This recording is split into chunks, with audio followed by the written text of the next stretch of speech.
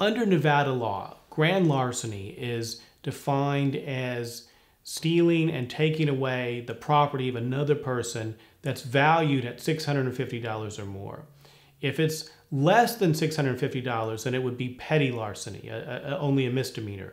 But grand larceny is a felony and potentially could cause someone to be sent to Nevada State Prison for a number of years.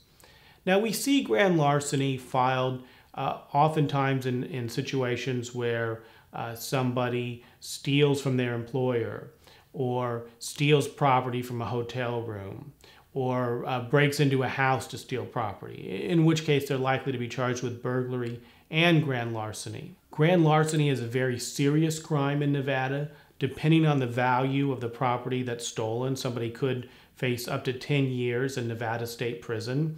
And perhaps worst of all is that they get a permanent criminal record. And employers are very prone to not hire applicants who have larceny or theft convictions on their record.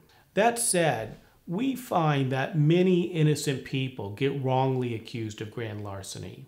And this happens for a number of reasons. I mean, first of all, a lot of times it may be a situation where our client was found to be in possession of some stolen property, but really didn't know that it was stolen, had no idea that it was stolen, and certainly wasn't the person who actually did the stealing of the property. Sometimes we have a situation where our client was found in the company of somebody else who stole property, and the prosecutor tries to say that our client was an aider and abetter or was somehow in on it, when in reality our client had nothing to do with it and was simply a bystander in the wrong place at the wrong time. Sometimes we find that the whole thing arose out of a misunderstanding, and maybe our client did take somebody else's property, but our client honestly and reasonably believed that they had permission, that they had a right to take the property, and our client wasn't trying to commit a theft or steal someone else's belongings at all. Here at Las Vegas Defense Group, we've had a great record over the years in defending clients in just these situations